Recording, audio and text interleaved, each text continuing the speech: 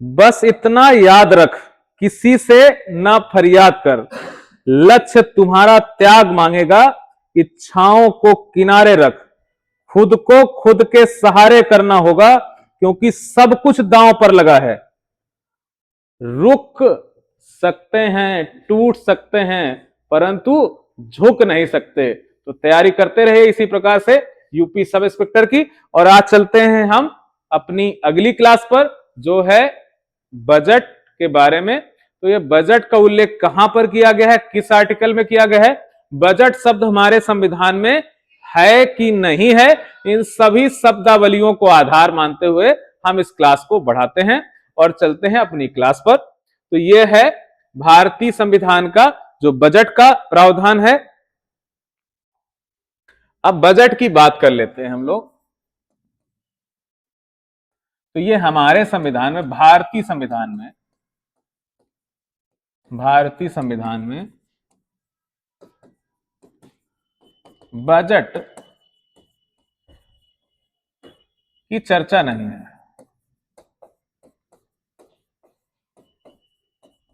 बल्कि प्रयोग में हम बोलचाल में बजट बोलते हैं, पर संविधान में इसकी जगह वार्षिक वित्तीय विवरण शब्द का प्रयोग किया गया है।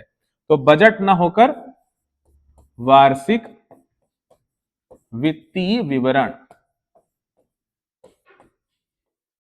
वार्षिक वित्तीय विवरण, इसका उल्लेख किया गया हमारे संविधान में। अनुच्छेद 112, अनुच्छेद 112 क्या कहता है, वार्षिक वित्तीय विवरण की चर्चा कर रहा है। तो किस आर्टिकल में वार्षिक वित्तीय विवरण है? ये बजट की बात करें तो बजट जो मूल शब्द है ये बूंजे से बना हुआ है, बूंजे से, मूल शब्द क्या है, बूंजे। और ये बच्चों जो शब्द है, ये शब्द कहां से उत्पत्ति हुई है इसकी? तो बजट शब्द की उत्पत्ति हुई है एक यूरोप का देश, भारत का मित्र राष्ट्र, उसका नाम क्या है, फ्रांस, जहां की राजधानी का नाम है पेरिस। और वो पेरिस ब्यूटी प्रोडक्ट्सों के लिए प्रसिद्ध है। तो हर वो महिला जो सांवली या गेहुआ कलर की है, उसको स्मार्ट बनाने का जो प्रोडक्ट आते हैं वो यही फ्रांस से, पेरिस से आते हैं। और फिर इन्हीं को देख देख कर हमारे जो पुरुष हैं वो बेचारे भ्रमित हो जाते हैं, भरभरा जाते हैं, जैसे कहते हैं हम लोग। तो अब चलते हैं बजट में। हमारे बजट का जो आधार है, बजट का जो इतिहास है, वो इतिहास क्या कहता है? इतिहास। तो भारत में पहला बजट किसने प्रस्तुत किया? भारत में प्रथम बजट, भारत में जो पहला बजट प्रस्तुत किया गया था वो 18 फरवरी 1860 को जेम्स विल्सन द्वारा प्रस्तुत किया गया था। ये क्या थे उस समय? वित्त सचिव थे, वित्त सचिव थे, क्योंकि इस समय वायसराय जो थे उनका नाम क्या था? लॉर्ड कैनिंग के वित्त सचिव का नाम क्या था? James Wilson. इन्होंने ही बजट प्रस्तुत किया हमारे देश का। और ये क्या लगा दिए? भारत पर टैक्स लगा दिए। इनकम टैक्स की शुरुआत भी कब हुई? 1860 को ही बच्चों। हमारे देश में 1853 में पहली बार रेल परिसंचलन शुरू हो गया था और बजट जो आया है 1860 में आया। तो बजट प्रस्तुत करने की परंपरा हर साल रही, पर समय बदला और कुछ लोगों ने कहा कि रेल बजट और आम बजट दोनों अलग अलग प्रस्तुत होने चाहिए। इसलिए अंग्रेजों की गवर्नमेंट ने, अंग्रेजों के समय एक कमेटी बनाई गई। उस कमेटी का नाम था एकवर्थ, या कहीं पर लिखा होगा बच्चों अखवर्थ। अकवर्थ कमेटी कब बनाई गई बच्चों? 1921 में बनाई गई। इसी कमेटी के सुझाव से आम बजट से रेल बजट को अलग करने का प्रस्ताव दिया गया,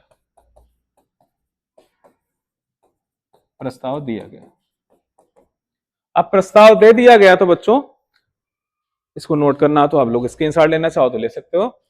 21 में कमेटी बनी और 1924-25 का जो बजट था उसमें रेल बजट और आम बजट अलग अलग प्रस्तुत किए गए। अलग अलग प्रस्तुत किए गए।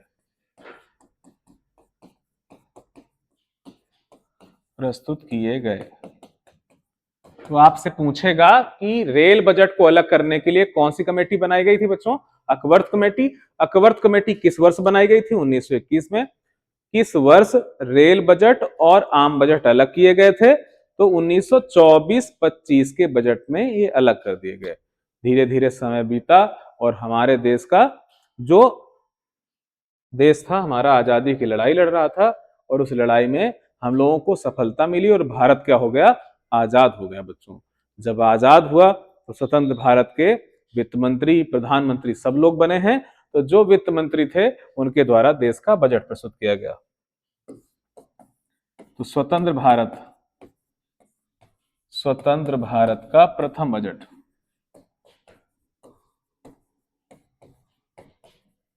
स्वतंत्र भारत का पहला बजट सनमुखम चेट्टी द्वारा प्रस्तुत किया गया था।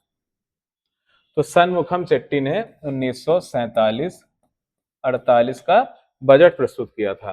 फिर हमारे देश का बच्चों बनने लगा संविधान, और संविधान बनने के बाद हमारे गणतांत्रिक भारत का बजट किसने प्रस्तुत किया? गणतांत्रिक भारत का प्रथम बजट वो प्रस्तुत किया जॉन मथाई। 1950-1951 में जॉन मथाई द्वारा यह बजट प्रस्तुत किया गया। तो गणतांत्रिक भारत का संविधान लागू होने के बाद बजट किसने प्रस्तुत किया था? जॉन मथाई द्वारा प्रस्तुत किया गया था। अब हमारे देश में सबसे अधिक बजट, सर्वाधिक जो बजट प्रस्तुत किए हैं वो देश के एक प्रधानमंत्री भी रहे। उनके समाधि स्थल का नाम अभय घाट है।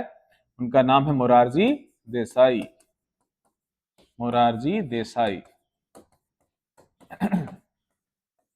देसाई ने कुल बजट प्रस्तुत किए हैं 10। 8 प्रस्तुत किए हैं आम बजट और 2 प्रस्तुत किए हैं अंतरिम बजट। टोटल कितने प्रस्तुत किए हैं? 10। इन्होंने अपने जन्मदिन पर 29 फरवरी को भी बजट प्रस्तुत किया था। तो जन्मदिन पर किसने बजट प्रस्तुत किया है? मोरारजी देसाई ने प्रस्तुत किया है। अब बात आती है स्वतंत्र रूप से किस महिला द्वारा बजट प्रस्तुत किया गया?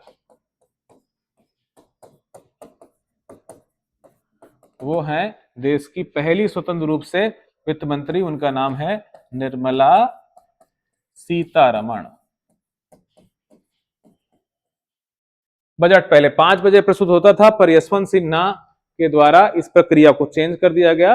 वो 11 बजे प्रस्तुत किया जाता है। जिस दिन बजट प्रस्तुत होता है उस दिन प्रश्नकाल और शून्यकाल नहीं होते हैं। तो कब कब नहीं होता है? जब राष्ट्रपति का अभिभाषण होता है उस दिन प्रश्नकाल और शून्यकाल नहीं होते हैं। जिस दिन बजट आता है उस दिन प्रश्नकाल और शून्यकाल नहीं होते हैं। प्रश्नकाल और शून्यकाल की शुरुआत कब की गई थी? प्रश्नकाल की समयावधि क्या है? आप कमेंट के माध्यम से बताएं। आपको अगर पता है तो उत्तर दें जरूर आप। अब हम चलते हैं, इसके आगे चलते हैं। अब बजट की अगर बात करें तो देश के आरबीआई जो भारत की केंद्रीय बैंक है, आरबीआई के 2 गवर्नर देश के वित्त मंत्री बने हैं।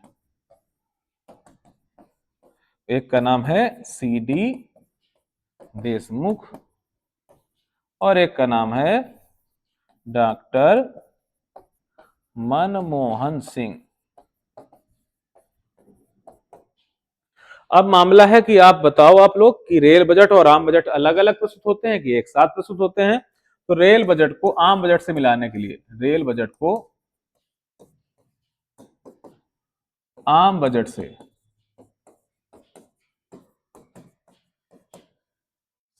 मिलाने के लिए या एक करने के लिए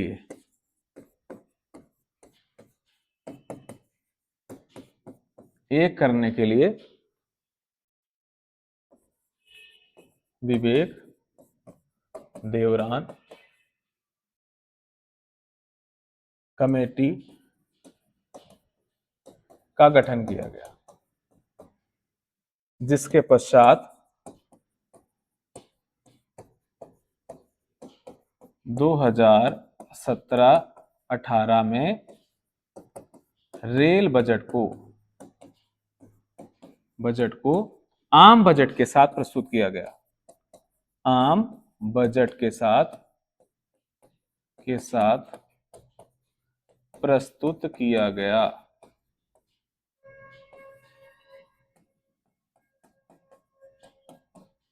तो रेल बजट और आम बजट को एक करने के लिए देवरान कमेटी या देवराय कमेटी का गठन किया गया था। अब हम चलते हैं कि अभी हमारे देश में जो वित्त मंत्री हैं निर्मला सीतारमण, उनके द्वारा कितने बजट प्रस्तुत किए गए हैं। तो बजटों की संख्या उनके द्वारा 7 प्रस्तुत कर दी गई है। अब बात करते हैं कि बजट में मांग किससे करी जाती है। तो बजट में जो मांग होती है वो पैसा मांगा जाता है संचित निधि से, और ये बजट में जो भी प्रावधान होते हैं वो सब जाते हैं प्राक्कलन कमेटी के बाद, और प्राक्कलन कमेटी के पश्चात वो बन जाता है विनियोग विधेयक, और विनियोग विधेयक की मांग करी जाती है संसद से। संसद से जब बिल पास हो जाता है तो हम संचित निधि से पैसा निकाल सकते हैं। यानी बजट पारित हो जाने से संचित निधि से पैसा नहीं निकाल सकते हैं जब तक वो विनियोग विधेयक नहीं बन जाता है। तो संचित निधि से धन निकासी की मांग तो करी जाती है, पर जब तक विनियोग विधेयक प्रस्तुत नहीं होता तब तक मांग नहीं हो सकती है। अब अगली स्लाइड में हम जानते हैं बजट जो होते हैं, एक बजट होता है उसे कहते हैं आम बजट, एक होता है अंतरिम बजट, एक होता है अनुपूरक बजट,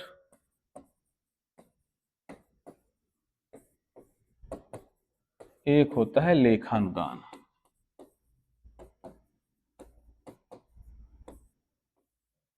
ये 4 बातें जाननी है। जो फरवरी के महीने में जब कोई वित्त मंत्री या राष्ट्रपति द्वारा कोई भी नियुक्त मंत्री सदन में जाकर, लोकसभा में जाकर प्रस्तुत करता है जो प्रस्ताव, उसे बजट कहा जाता है। उस बजट को आम बजट कहते हैं। और हमेशा बजट जो होते हैं वो हमेशा उसमें टैक्स लगाए जाते हैं या तो हटाए जाते हैं, इसीलिए बजट को क्या मानते हैं, धन विधेयक माना जाता है। और धन विधेयक बच्चों कहां प्रस्तुत होगा, हमेशा लोकसभा में, इसलिए बजट भी कहां प्रस्तुत होगा, लोकसभा में। बजट को भी कितने दिन में पारित हो जाना जरूरी है, 75 दिन के अंदर पारित हो जाना चाहिए।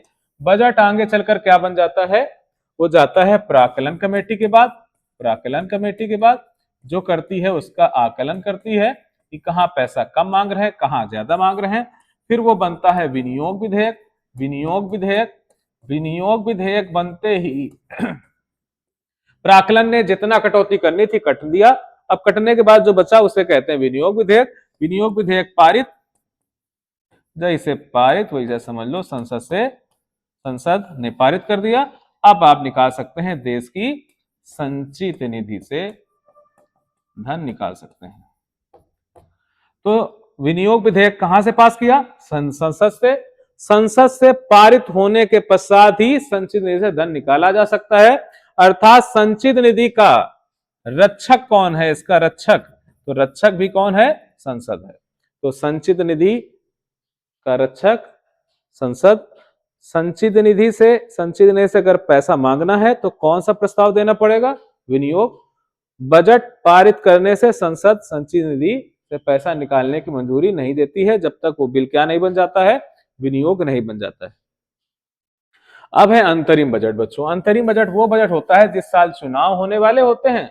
जैसे कि उत्तर प्रदेश की बात करें तो 2022 विधानसभा का चुनाव हुआ, अब 27 में चुनाव होंगे। तो 27 में जो सरकार बजट प्रस्तुत करेगी सॉरी बच्चों,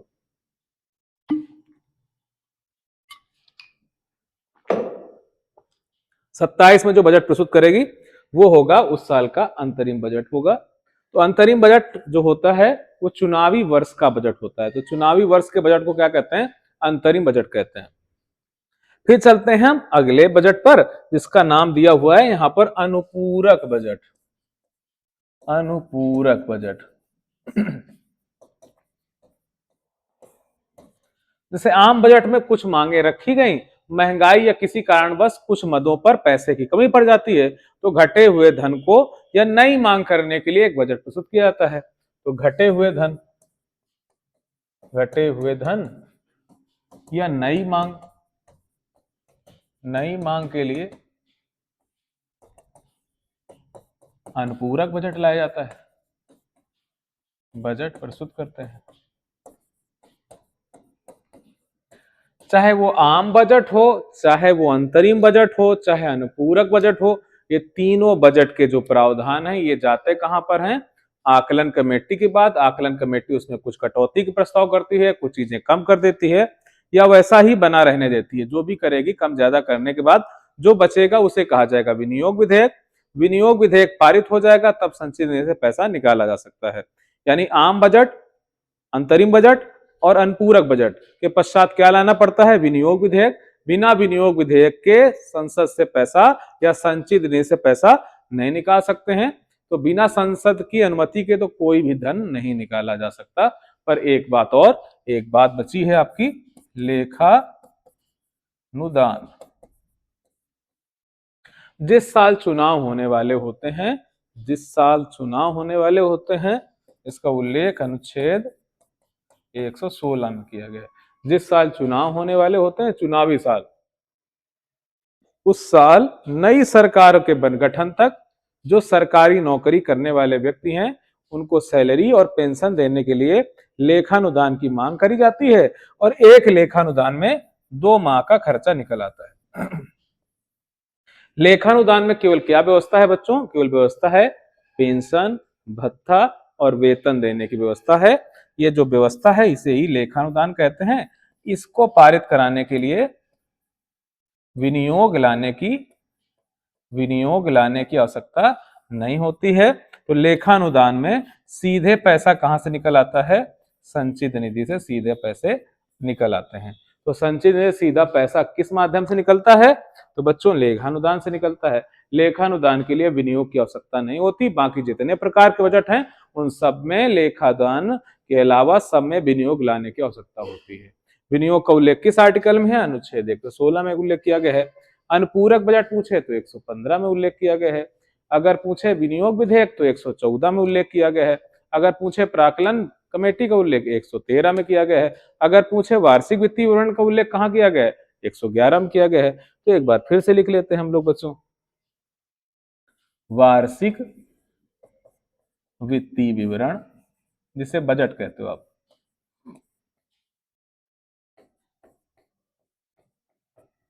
ये किस अनुच्छेद में है? अनुच्छेद 112 में है। प्राक्कलन या आकलन जो बजट का होगा उसका उल्लेख किस अनुच्छेद में है बच्चों? 113 में है।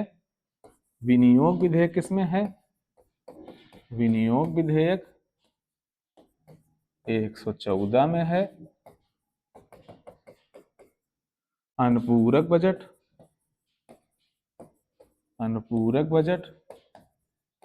115 में है बच्चों। और अब पूछे लेखानुदान ये अनुच्छेद 116 में है। इसके अलावा आप 17 जानते ही हैं आप कि 17 में किसका उल्लेख किया गया है? तो वित्त विधेयक का 109, 110 ये सब आप पढ़ चुके हैं। आप संसद के बिल और संसद की कमेटियां सब कुछ पढ़ चुके हैं। तो अगली क्लास में हम फिर से मिलेंगे और अगला जो होगा वो भाग 5 का अंतिम टॉपिक होगा और टॉपिक होगा सुप्रीम कोर्ट। और एक टॉपिक और बचा हुआ है भाग 5 में, वो है CAG, कंट्रोलर ऑडिटर जनरल। तो हम अगली कक्षा में पढ़ेंगे सुप्रीम कोर्ट।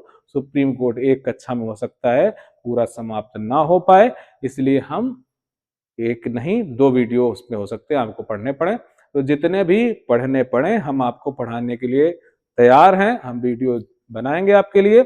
आप भी इसी प्रकार पढ़ने के लिए तैयार रहिए और निश्चित ही सफलता मिलेगी आप अगर संघर्ष करेंगे तो मेहनत इसी प्रकार करते रहिए।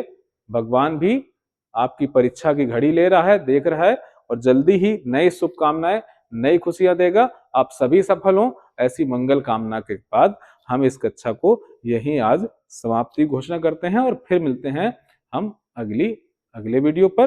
तब तक जिनको ये वीडियो अच्छा लगा है वो लाइक करें, शेयर करें और चैनल को सब्सक्राइब तो करना ही है आपको। तो नमस्कार, धन्यवाद, जय हिंद।